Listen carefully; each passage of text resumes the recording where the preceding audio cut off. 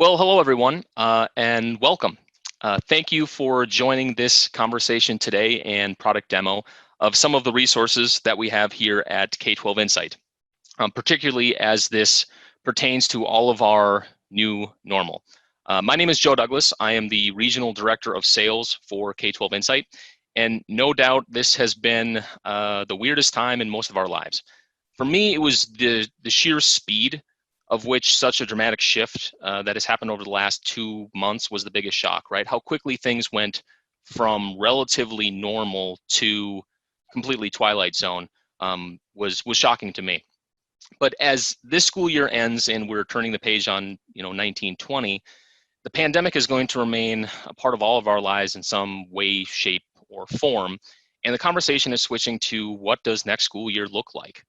And while none of us can predict the future, there's no doubt a higher emphasis that is needed on communication and timeliness of information to everyone in the community. People are going to have many questions like, is it safe to bring my kids to school? What is their schedule going to look like? Are we going to continue to do distance learning? Are we going to have two different groups of students that are coming to school on different weeks? As a teacher, am I going to get additional training? These are many questions that people are having, and how you respond to and handle these challenges is the discussion that we are having today. So I want to back up and give you a little information about what we do here at K-12 Insight. We are a school culture and climate company focused around data. And what we have seen over the last 10 years is this emergence of a trend around customer service. The private sector has spent a great deal of time, money, and energy coming to define and refine what customer service is. And I'll be the first to admit that running a business and running a school are vastly different. However, there are some parallels that exist. And we've also seen this reflected in most school strategic plans. You're going to have a pillar on engaging your community, right? Engaging stakeholders, two-way communication, parent engagement, family engagement, community engagement. Some specifically have customer service built in. And the reasoning that we've seen behind this is that the way that you engage and interact with your stakeholders, whether that's students, family, staff, community, comes to define the brand of the district. And the strength of the brand in the community, it impacts everything that you want to do, from market share to staff attrition to bonds and referendums and tenure of senior staff. And most of these interactions or experiences are happening outside of the traditional classroom. So we built a tool that's called Let's Talk, of which I'm actually going to be going in and demonstrating how some of these districts across the country have been using our tool. But it's basically a communications ticketing system that allows you to help manage, track, and report key metrics of quality customer service. So this is a tool that we've had for many, many years, and we've been implementing across the country. But now we fast forward to March 16th of 2020, when everything changed, right? We all in the school system were asked to retool the entire school experience. And just like that, all of the traditional communication channels became overwhelmed. Most school systems were not ready for the sheer volume or depth of questions, comments, and suggestions that were coming through your normal proper channels of phone, email, social media. And on top of that, we all had new normals or new priorities. We had to get, how do we get meals to kids? How do we get internet access to kids? How do we train our staff? How do we get medicine home from school buildings that are now closed to our families and students that need them? And how long is this going to be, right? Some states shut down for 2 weeks at a time. There was a rolling phase of when, if ever, we were coming back to a physical building in the 1920 school year. And it was interesting for me from our perspective that there was this narrative that all these schools were closed, but we all know that nothing could be further from the truth, right? Buildings may have been physically closed, but there was a lot of work that needed to be done. So we at K-12 Insight, we also helped retool our system to help create response centers. And what we found over the last 2 months is that parents are very forgiving when it came to a clunky digital rollout if you ran into some snafus, right? Most parents understand that this was a challenging time. What parents won't forgive you for is not responding to a legitimate concern that they have. Parents will not respond well to a voicemail that goes unanswered of something that they think is critical for 4 or 5 days.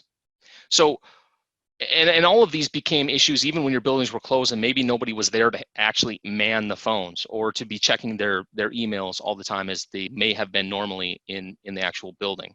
And while COVID-19 didn't cause operational inefficiencies or equity issues, it certainly has been the catalyst over the last 2 months that have brought all these challenges to a head. So I want to spend the majority of our time actually going in and showing you what some school districts across the nation have done, specifically around fielding questions, navigating the operational inefficiencies of communication. In this, since we're doing this in a virtual environment, if you have any questions, in the Zoom platform, there's a Q&A tab. Please use that. My colleague Corey will be taking all of your questions as we go through, and at the end, we'll have an opportunity to go back and to answer questions as they come in. So feel free to use that as we're going here, but I'm going to spend the majority of our time actually demoing what this product does, how districts have used it, and how we can help from a communication standpoint in your local school district. So I want to share a handful of districts that are doing this specifically around the COVID-19 for 2019, 2020, and then how it's going to look for next school year. So one of the biggest takeaways that we find when talking about customer service is make it easy for people to reach you. The easier it is for me to get information to you and get an answer or response, the better I'm going to feel about the interaction that I had with you as a school district. So what we want to do first and foremost is put an opportunity to capture information that is going to be coming in through your traditional channels normally. Pasco County Schools is a school district in Florida that had a whole bunch of information that they were posting about coronavirus all of this school year. But they were realizing no matter how much information that we send out, we don't have great ways of allowing our community as a whole, direct channels back into us. So as they were updating their page about coronavirus, they realized we need to make it easy for people to reach back out to us with any question or concern that they have. So they implemented our Let's Talk tool, and it's that button right there that says, even though you're reading all this information, should you have a question or concern or suggestion, click here and tell us how we can help.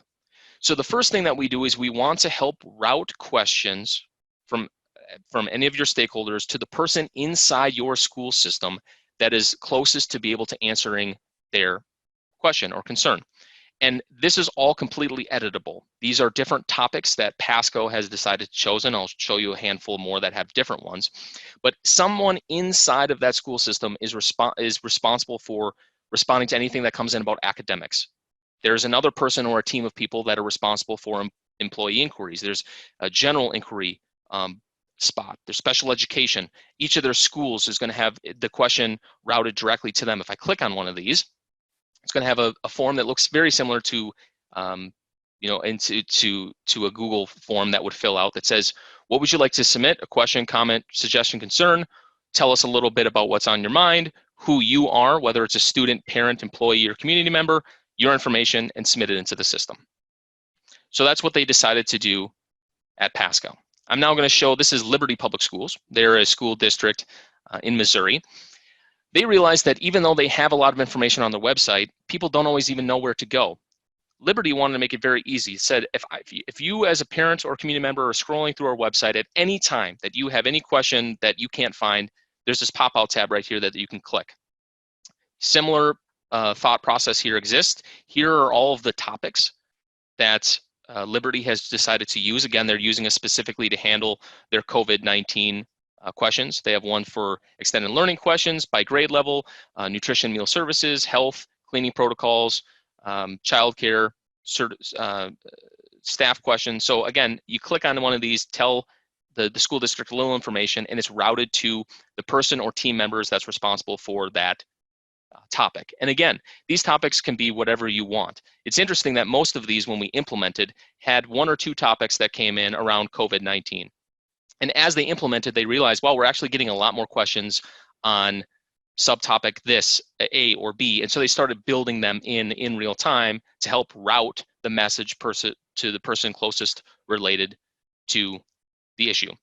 Bemidji Public Schools is another example of this, where they have specific COVID-19 questions. It's kind of their general catch-all for COVID-19 questions, but then they also have specific questions around internet access, specific questions around device support, curriculum, and assessment. So again, different team members that are responsible for this. Chesapeake is school district in Virginia, similar piece here for them. They were realizing they were getting a lot of questions and communication around what's happening for the class of 2020. So they have one of there as well, community support, elementary teaching and learning, exceptional teaching and learning. You can see that again, how this looks on your school system can be very different depending on what you're most comfortable with. Aldine also has a landing page. So they have a tab that I showed you on the last couple. This one is going to be a landing page. So if you want to have any information about their COVID-19 landing page, they also have the link. Click here to tell us more on how we can help you and get it to our school system. Last one I want to show you is Leander in Texas as well. They have a COVID landing page specifically on information, but again, what they're seeing is that no matter how much you blast the information out, some people aren't going to read it or they're not going to go all the way through it. They have a question.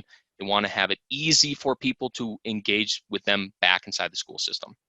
So that is what it looks like from an external vantage point, is that if I was coming to your school system and I had a question, boom, there we go. Many schools systems are replacing the contact us button with this. It looks very similar to an email. Fill it out and it gets submitted into the system because we want to capture that information.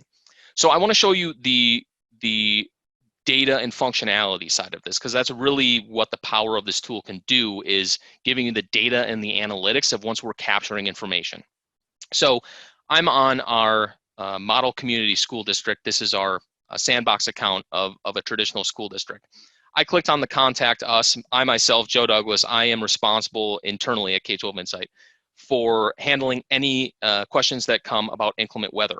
I failed to mention earlier, I'm from the great state of Minnesota, as you can probably see in this picture right here. We deal with snow closures all the time.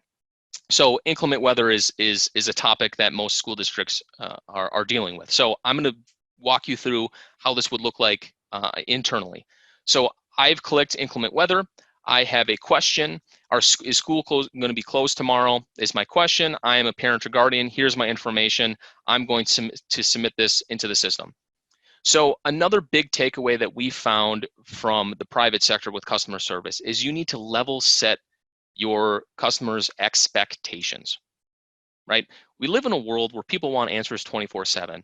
And as you're retooling education over the last 2 months and you're doing all of these things, there are a whole bunch of priorities, and you can't drop everything to respond to 10,000 emails that came in since this morning, right? Or 45 voicemails that are now in your inbox.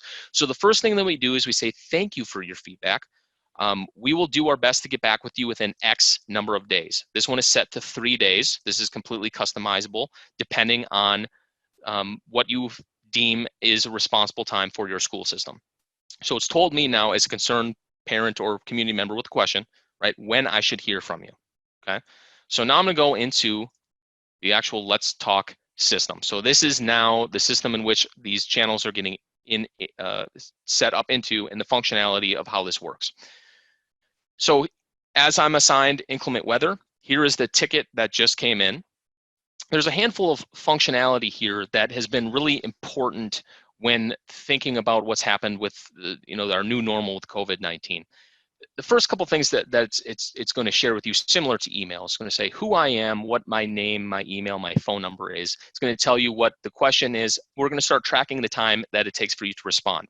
So there's a time and date stamp of when the message came in and how long it's been on the clock. This is a running clock that said 3 business days. The expectation is that you, as a school district, respond within that time period. So we're going to be tracking that metric. One additional piece that we have in here that you don't have currently in email is we have a number next to your email address or your telephone number. This is what we refer to as your frequent flyer number. So if I click on this, I will be able to see all of the times that this customer has reached out to us about and what do they reach out to us about, right? So I could see this from 2 angles. Angle number 1 is I submitted a question to the building principal and went unanswered. I then got frustrated, and so now I'm emailing the superintendent. Well, as a superintendent, all of a sudden you get this email, you get this message, and Let's Talk, and it's like, well, I have no idea what this person's talking about. I very quickly could go back and see what did they reach out to us about previously, and what was the resolution, right? So I now can brought up to speed very, very quickly on the history of this person that is emailing into our system. The second piece is that we tend to find some parents or family members may get frustrated and they want to send the same message to 8 different people in a matter of about 4 minutes, right? Currently, with an email system set up only, it's very hard, if not impossible, to know that all five or six of you have the same message that you're all working on independently, which is highly inefficient. When it's linked through the Let's Talk system, you'd be able to see that there was 3 or 4 things that all came into different people. Very inefficient for all of us to be doing it. I can have one person assigned to this that's most appropriate to answer it. So back inside the ticket as well, it's going to tell me it was a question that came in through the district website. To inclement weather. That means I am responsible for responding to and closing out this ticket. However, there's also a handful of team members that can see this as well, that if I were to be busy can also look at this and start working on it as well. Handful of things I can do. First and foremost, if this came in and it didn't belong in inclement weather, let's say it belonged to a different department, I could very quickly just click on a different department or different interest areas, what we call them, the different tiles that I showed you earlier, we call those interest areas. It would automatically send the information to that person. If I wanted to link in somebody internally, one of my colleagues, for help,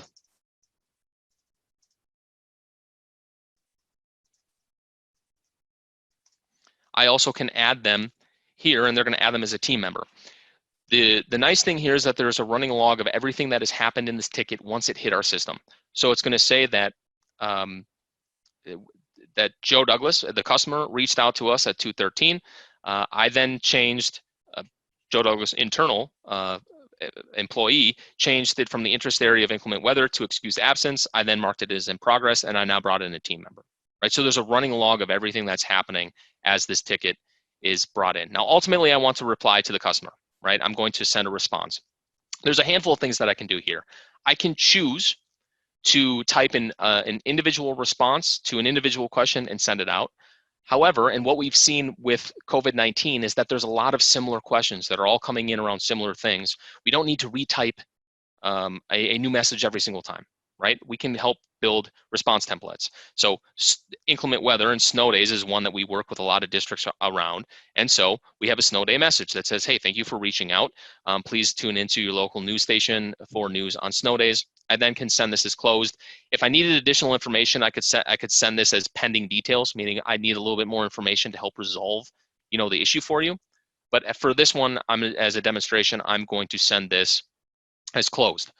Now, when we close a ticket or a dialogue, we're going to call them dialogues inside of Let's Talk, you're prompted to be able to send that customer a feedback form. So similar for all of you that shop on Amazon or any of you that take Ubers, we will send a message that says, here is the response to your question, and then about 3 minutes later, that same person will get a email that says, hey, we just saw that you engaged with Model Community School District, or your school district's name. We're committed to providing excellent customer service, particularly among the new normal of COVID-19. How are we doing? Like, give us some feedback. Tell us how was your experience today. Again, these are all the small things that come to define your brand, right? It's how you leave me feeling in that moment that I have a question or concern, and how you engage with me that comes to define that experience. So that is kind of the life cycle, right? Or some of the functionality of a dialogue as it comes in via email. And when that comes in, there's a handful of channels that we can help you displace to bring in from external communications internally. So I just showed you one that was on the landing page, or the one that would come in through a tab, like the pop-out tab. That functionality is digital, exists the same way. So one of the things that we've seen over the last 2 months is also then how do we help you with phone messaging, right? How are we helping you with voicemails, particularly if your buildings aren't being staffed anymore, and there's somebody not able to answer the phone? How are we helping you track that information, and how can we get that into to the Let's Talk system? So I'm going to show you and how that works, and I'm going to put this. Got my cell phone. we can tie in your school number into the system to also capture that information. So I'm going to put this on speaker. You've reached the Model Community School District voicemail box. Your call is very important to us, so please leave your name and a message, and we will try our best to reach out with a response as quickly as possible. Hi, yes, good afternoon. My name is Joe Douglas. Kindergarten Roundup was canceled last month due to COVID-19, and so I need to get my kindergartner enrolled in kindergarten. Please let me know how that process works. My telephone number is 651-785-7503. And that's actually a real example. My oldest son is 5, and our kindergarten roundup was canceled last month, so I had to call the school district to figure it out. But phone messaging and text capabilities also exist inside the system as well. I'm going to give that a second to open up. I'll show you an example of a text that has come in. So again, make it easy for people to reach you, right? So this is one that came in as a text message that said, our school is going to be open for classroom learning. So here's the text message number as it came in.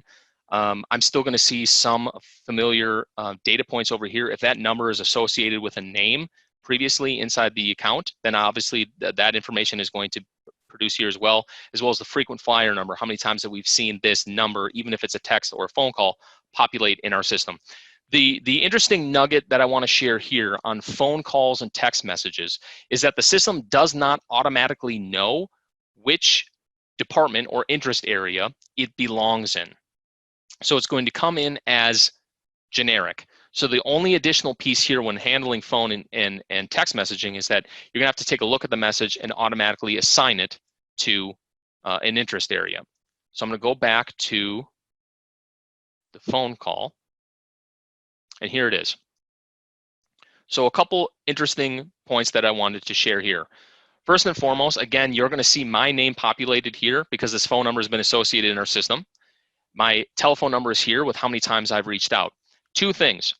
It's going to give you a written dialogue of what my voicemail was, which is a pretty good, close representation, but it'll also give you the actual message as well. So I can listen to the message and I can see a transcript of the message as well. I take a look at this and say, hey, this belongs to enrollment. So I'm going to send this to enrollment. And now it's assigned to Lynn's team that handles enrollment. Same functionality now here exists. The additional point that I would like to make here from a phone and texting capability is when I reply to my customer, I can type up a message that is then sent via text to that person. Again, make it easy for people to reach you. The easier it is to do it, the better, right? If I have to go through your website and try to figure out how do I get my kindergarten enrolled enrollment because kindergarten roundup was canceled, more frustrating experience than my wife, while watching The Bachelorette on Monday night, could text the school district and say, hey, how do I get my kid enrolled? And then they text me back all the information I need. I never left my couch. Super convenient. So that is phone and texting. The other main channel that we help districts capture is your social media. So we can link in your Twitter, your Facebook, Instagram channels. So if people are used to engaging with you in a social media standpoint, we still can link your main feed into our system. And at any time, you can make any of these a dialogue and take the actual message and pull it into and making it a ticket that goes through our system. Or you can respond back to them with a link that says, hey, we want to know more about this problem. Please click here and tell us. So we have a lot of questions around how you use this in Facebook, particularly with like some, family groups, and you have some maybe subsections of parents out there that are naysayers. This is linking in your main channels. So we'd be linking in your main channels, but again, it's providing a space for your people to voice their concerns and get them answered, right? I use an example a lot of times that I fly American Airlines for work, for K-12 Insight. I fly over the country, and I connect in and out of Chicago O'Hare a lot. And last year was one of the worst years I've ever experienced from a weather standpoint, right? I had more weather delays and cancellations than I care to admit, but I don't have the capabilities of emailing or calling the CEO of American Airlines to complain that I wasn't there, right? Most school districts, if you have a late bus that's running, as a parent, I don't care that you got your 4,000 other kids to school on time. my student or my flight I was one of 200 people that didn't make it to my destination on time, right? They've invested in customer service mindset. They've given me a channel to call or text or email, and they have very responsive staff that then handles my concerns more appropriately, right, than to just vent on social media. So by giving your community, what we've seen across the nation, by giving your community an area to actually voice their concerns and a channel directly to you to be able to answer and handle those questions and concerns, the more they're going to use it, and some of that online chatter will subside. So I've kind of gone through some of the basic functionality of what this looks like. The biggest piece of really then what we can do is, how do we make sense of all this data, right? We have all of these channels that we're hopefully displacing. We're having a lot of communication coming into the system. We have a lot of data points, but then what does the data tell us? And this is primarily the number one reason why districts want to partner with us, right? I'm going back to what I said at the beginning, as far as your strategic plans have a pillar of community engagement, of two-way communication, whatever you want to define that is, but very few districts have real metrics and data to support if they're moving the needle or not there, right? I mean, we talk about data-driven decision-making all the time in academics, right? What kind of data do we have to make sure that we're moving the needle to providing excellent customer service? Anecdotally, you might have a pretty good idea. Your communications staff would anecdotally know how things are going, right? But how do you support those claims with data? And then how can you share that with your community, with your board, to make sure that they know that you're invested in customer service and you're delivering upon it? So we built a dashboard. So this dashboard does a bunch of things, and for the sake of our time today, I'm not gonna be able to get through all of it, but I wanna highlight on a couple things. At the top, you're gonna see the total number of dialogues and opens that have happened inside of your school system in its entirety. And I'm logged in, I should clarify, as a district administrator, so I get to see everything inside of the system. I can filter this to any amount of time that I want. If I wanted to look at this current school year as an example, compared to everything else, I can. So it's going to filter now some data points for me. It's going to tell me how many dialogues, how many communication tickets we had over this school year. The first thing it's going to do, it's going to share my customer service score on a scale of 1 to 10, right? When we ask your stakeholders, when they engage with you, on a scale of 1 to 10, how are you doing? This is going to be a composite of what people are rating you. Currently, our pilot account here is got a score of 7.9, which is pretty good. However, it's also going to tell us that compared to a school year ago, right, last school year, we're down almost half a point. We're going to see dialogue age, right? On average, how long is it taking us to respond to our customers? We, again, in this account, set it as a expectation that we'd get back to people within 3 business days. We're below that. We're about 2.6, which is good. It's then going to tell us, all right, on the customer service score, how many people are giving us positive and negative experiences, right? Who's scoring us an 8, 9, 10? Who's scoring us a 1, 2, 3? Can I look at the positive experiences and start seeing trends? Are there certain topics that are getting higher scores than others? Are there certain keywords that are making this a part of it? Is it because all of our positive experiences we're responding to within 20 minutes and our negative experiences we're responding to in 2.6 days? There is a high correlation between the time it takes for you to respond to somebody and how they feel about your response, right? People would rather have bad information sooner than positive information way later. So we're going to give you a word cloud so you can see of all the different things that people are talking about. You could click on that word cloud, on any of these words, and see all of the dialogues that opened that had response or quick response. The bigger the word, more people are talking about it. So not surprising, positive experiences, the 2 biggest words are quick response. But I could click here and then actually look at all of these, right? And look at some additional trends as far as the interest area or the owner, and see are some team members, are doing this and handling this a little bit better than others. We're also going to tell you anything that's past due. So again, expectations 3 business days. If we currently have 5 of these that are past due, I can click on this and see the 5 and remind the people that are in charge of handling those tickets to close them out. We're also going to see unresolved critical dialogues. And I failed to mention this earlier. When we're talking about having the sheer volume of communication coming in, it's very hard to decipher what needs your attention right now. What is something that is absolutely critical versus what are 50 other things that came in that are important that we need to get to, by today or tomorrow? But what is the one thing that hits our inbox that we need to get to in the next 5 minutes, right? Most school systems don't have tools within their communication pieces to identify that.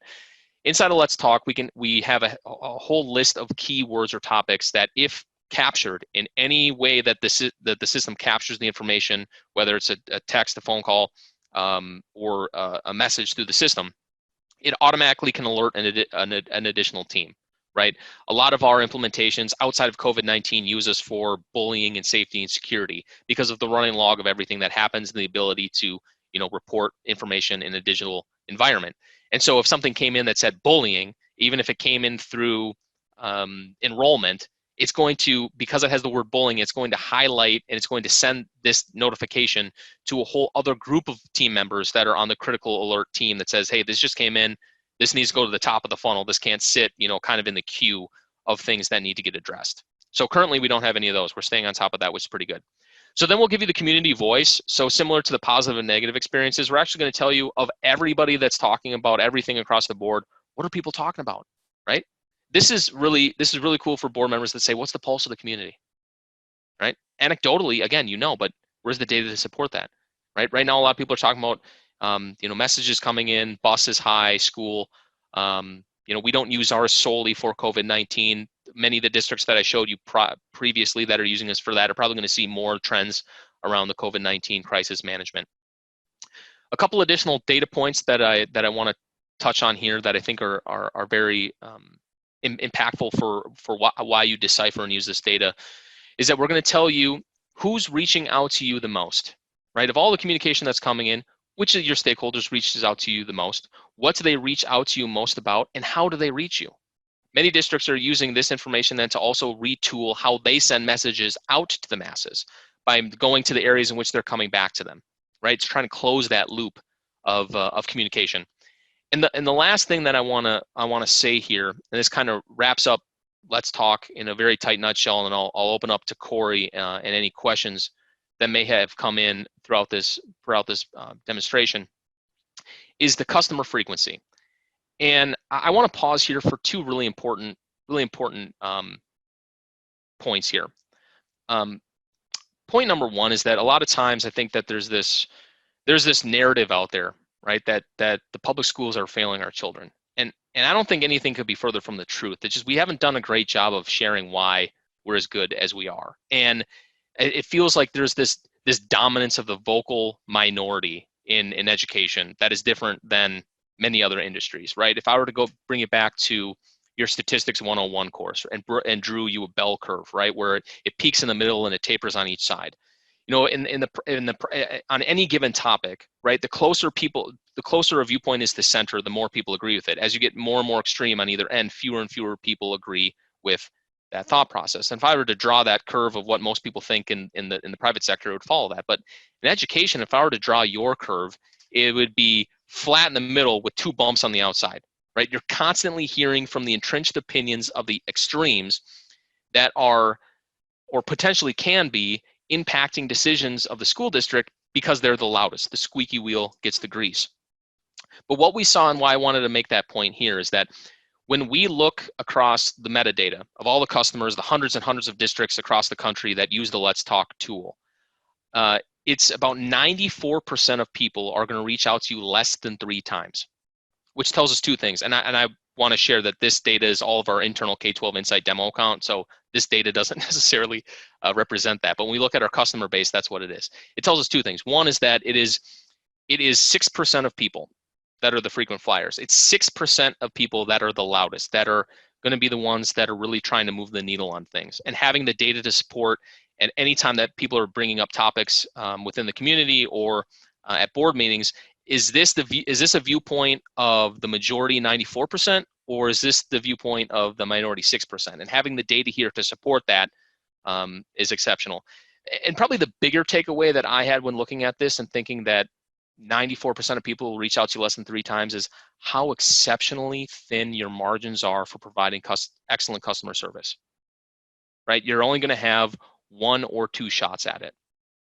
And I think about it this way, like with my local school district, I have a positive outlook on them. Like I just mentioned earlier, my oldest son is 5. I haven't engaged with the school district all that much. I have a pretty favorable viewpoint about them. I read, some of the stuff that's coming out and getting more involved.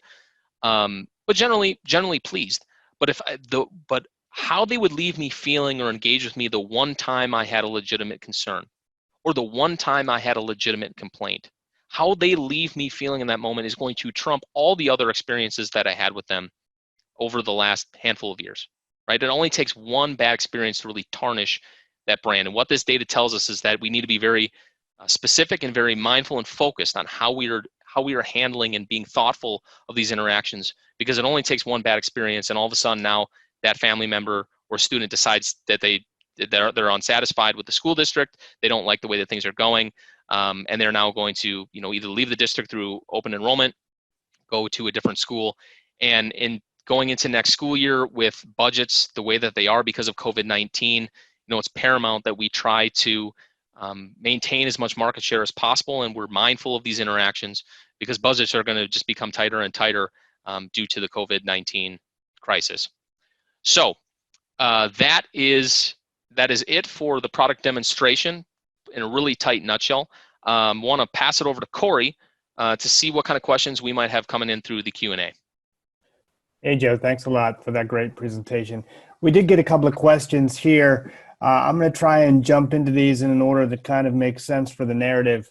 One of the first things that someone asked was, when you use Let's Talk or when you implement it, is this something that you would see more for the central office, for different school buildings? How are school districts implementing this so that it's useful for their communities? Yeah, that's a great question. So we see it in a vast number of ways. I think what we've seen over the last two-ish months is because of COVID-19, a lot of districts say we need a response center to be able to handle the influx of these questions. And so using it mostly at the district office first to handle some of their COVID-19 concerns. But as I showed you a handful of examples earlier, even within the COVID-19, the number of channels and the number of interest areas that they have expands.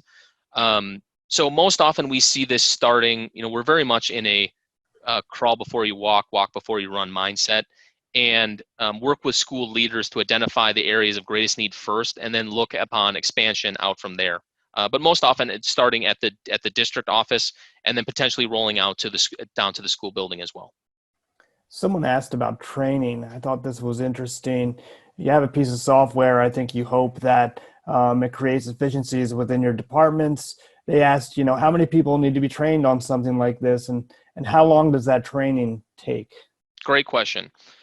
So the training is going to be basically customized to how you want to use the tool. I hope one of the big key takeaways is that this is a pretty malleable system as far as areas you'd want to implement in. Ultimately, we'd work with you to decide how many people need to be trained. Would depend on which departments and which group of people are ultimately going to be responsible for handling inquiries from the community. I think early adopters of us, and particularly when we bring this into a new school system, is most questions that are coming around COVID-19 and then also back to school are related to enrollment, related to academics, HR, Office of Communications, as most people know, is playing traffic cop already. So getting them in early is key. I won't want to pinpoint an exact number because every implementation is slightly different, but we would have a handful of department head leaders that would be spearheading this, and then team members under them that would get training. The really unique thing of Let's Talk is that the training is not exceptionally difficult. This is a pretty intuitive tool.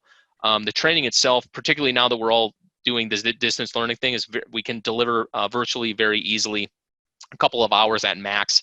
And we've actually had some school districts up and running within our system in like hours, from the moment that they said we need to get something up and running to having them a site built, gets training scheduled, and they're live same day. I mean, it can happen very, very quickly.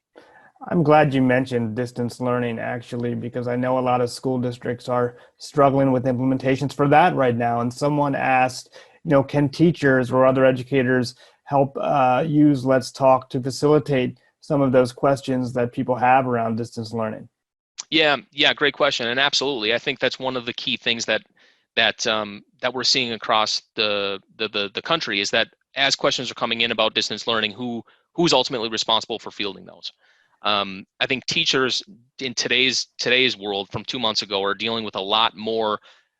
They're kind of in the front lines of delivering that communication, which may not be the best to do, because you want to make sure, again, from a customer service standpoint, you want to have consistent messaging across the board. You don't want to have conflicting information that's out there, especially in a digital environment, that parents can share and say, look, we got completely different answers from 2 different teachers. The school district doesn't even know what they don't know. No wonder public schools are failing us. And again, it's a nuanced thing, but making sure that there are proper channels that go through internally at your school system of how that should be handled. Now, some districts of ours do allow and have implementations that go to the teacher level that say we want to monitor teacher interactions with parents as well, to make sure that there's a running log of all that information that happens automatically. So that can happen as well. But yes, distance learning for all of our implementations, mostly COVID-19, there's at least one, if not many, interest areas, right, that would be capturing that kind of information. So I can bring information into my system from multiple channels, whether it's someone emails me, someone fills out a form, someone calls me and we put it into the system that way, someone writes a note and that goes into the system, even on social media.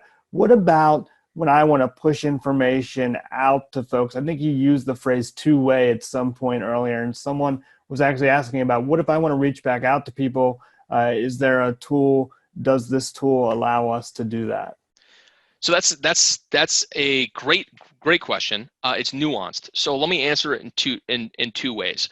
Our main focus is to help you capture information as it comes in and closing the loop on communication. We do have ways to send information out to the masses. However, you probably already have a lot of tools that can do this.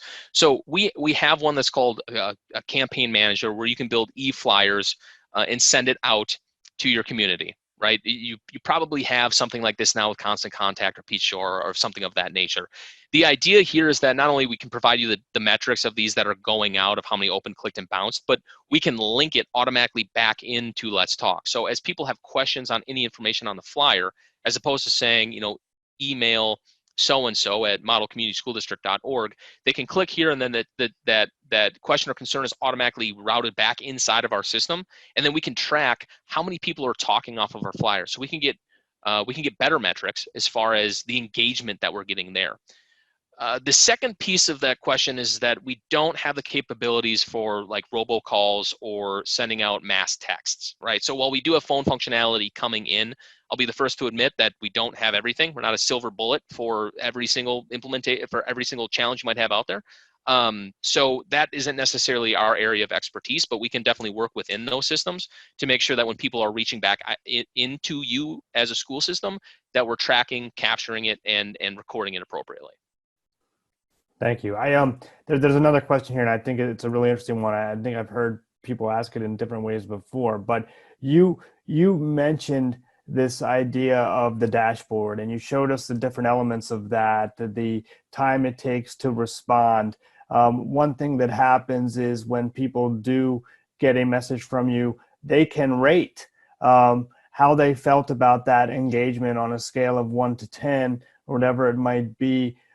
The question is interesting, but it was, what happens if someone gives us a low customer experience score or rating? And I've heard this before because I know people sometimes worry that something like this will be punitive or will reflect poorly on them. So can you talk a little bit about the reaction that school systems have or should have when they get negative feedback from someone when they're trying to improve their customer experience? Well, so I'm going to answer that in a couple different nuggets. So again, a fantastic question. The first thing is that I want to let you know that the concern about opening the floodgates of getting negative feedback certainly exists, and that reality is there. I'd argue that is already happening. You're just not capturing the data. So I would say it's better to at least know when there's a negative experience and actually having it logged and tracked and trying to figure out how do we make ourselves better than just turning a deaf ear and not being able to give that information elsewhere. Right? If somebody had a bad experience, it's better to know that they had it so you can use that to improve than having that bad experience go unchecked or undocumented, because the end outcome for the person on the receiving end is going to be the same. right? I was unhappy with the way that this happened. It's interesting though, from a psychology standpoint, by allowing me to vent and to post a negative piece on there, it actually is going, in some respects, makes me feel a little bit better that I'm at least able to give you that kind of feedback. So it might not have changed the experience necessarily, the perception. The perception is the reality, and the perception is that you're listening and you really are trying, is number kind of 1 and 2 in there. The last point that I'd make here is that the customer service score is a very important, vital tool. I would say, but it's not completely inside of your control. Dialogue age is 100% in your control. You as a school district can 100% control the time it takes for you to respond to your stakeholders. You can't always, control what score they're going to give you. But again, there's a direct correlation to giving me as a stakeholder the expectation of responding and then delivering or exceeding that expectation. Again, even if it's bad news for me potentially, I'm going to have a more favorable view on you as a school system. And when we look across, again, all of our metadata of the hundreds of districts that do this, most of our school districts have relatively high customer service scores. And there are a few out there that are negative. The other piece that I'd say here is, because you have the frequent flyer number, you can take some of these with a grain of salt if you know that there is somebody out there. Maybe it's an ex-employee or somebody in the community that just doesn't like you as a school system. They're always going to give you a negative score. But you can go in and you can see that. And you say, this is the same person that gives us, a 1 rating every single time. It doesn't matter what we do, right? So it's also having data points to understand, and differentiate and make better sense of, the positive and negative experiences, right? So you could go in and see, of the negative ones, again, is it the same person every time? Is it a similar interest area? Is it the time that we took to respond? Thanks. I'm going to ask one more question, and it's the question that that we always get, which is, this sounds really great. How much does it cost? Great question. Okay, so the cost is going to vary, right? We have a handful of different pricing models. There's a lot of things that go in, so it's not like there's a specific price point that I'd be able to share on this call. I can say that again, it's pretty customizable to how you want to use it, how you'd want to implement it. So I'd encourage you, if anyone that's interested, to go to k12insight.com.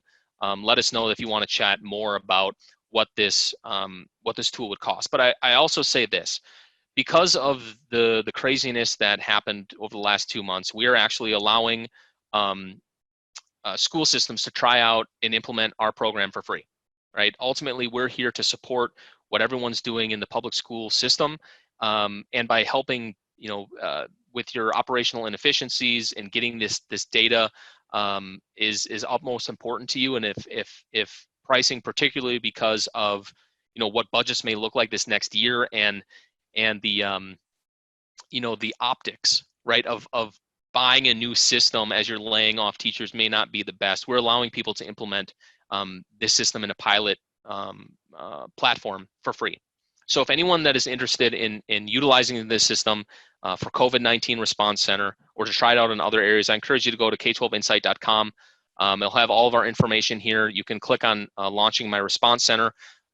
We'd be happy to reach out to you and let you know how that process works, but get you up and running with our system, get you live, get you trained in a pilot platform that's free. So that option is always there. We encourage and would love to have anyone that's interested to check us out and give us an opportunity. Thanks, Joe. Appreciate you answering those questions. Well, thank you. And again, thank you everyone for attending this afternoon. I hope this was insightful and came away with some good takeaways. We're about 10 minutes early, so I'll give everyone 10 minutes back in their day. Best of luck to everyone as we are wrapping up this school year and planning for back to school next year. And we hope to hear from many of you soon. So thank you.